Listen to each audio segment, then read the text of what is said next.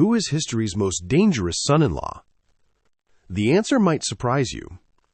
According to a popular story, Winston Churchill was once asked whether he or Benito Mussolini had been the greater leader. Churchill reportedly replied, "Mussolini." When the shocked journalists asked why, Churchill is said to have answered, "Because Mussolini managed to execute his own son-in-law."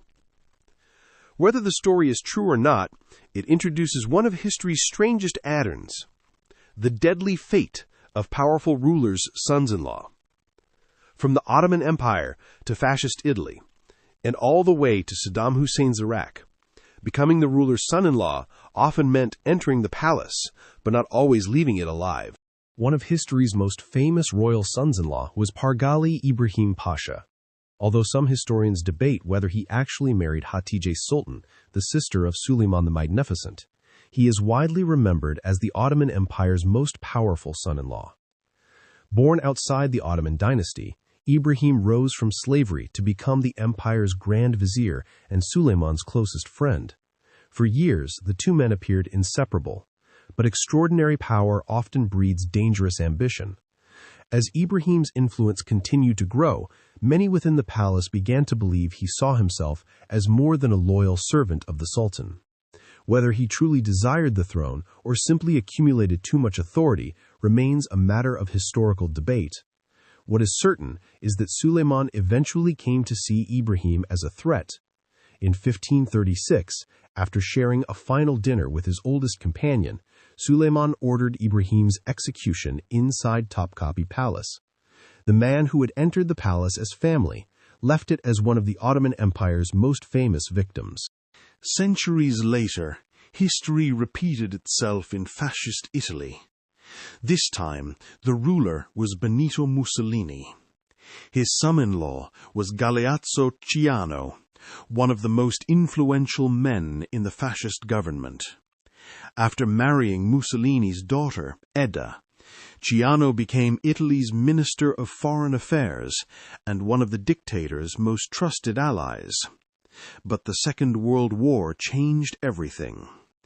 In 1943, Allied forces invaded Italy, and Mussolini's regime began to collapse. The Grand Council of Fascism gathered to decide the dictator's future.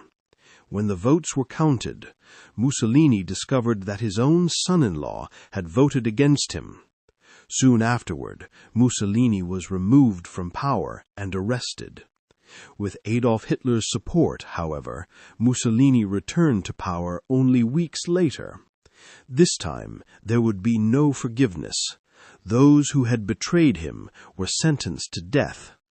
Among the condemned was Galeazzo Ciano. The dictator had ordered the execution of his own son-in-law. The final story takes us to modern Iraq. This time, the ruler was Saddam Hussein. His sons-in-law, Hussein Kamel and Saddam Kamel, were among the most powerful men in the Iraqi regime. But as Saddam's rule became increasingly brutal, both men decided to flee to neighboring Jordan with their wives, who were Saddam's own daughters. There they revealed sensitive information about the Iraqi regime, believing they had finally escaped Saddam's reach. Months later, Saddam promised that if they returned home, they would be forgiven. Trusting his word, both families returned to Iraq. It was a fatal mistake.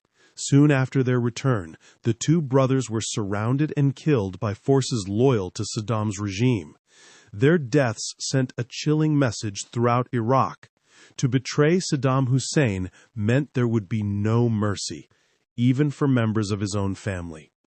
History has shown that marrying into absolute power could open the gates of a palace, but it could also become a death sentence.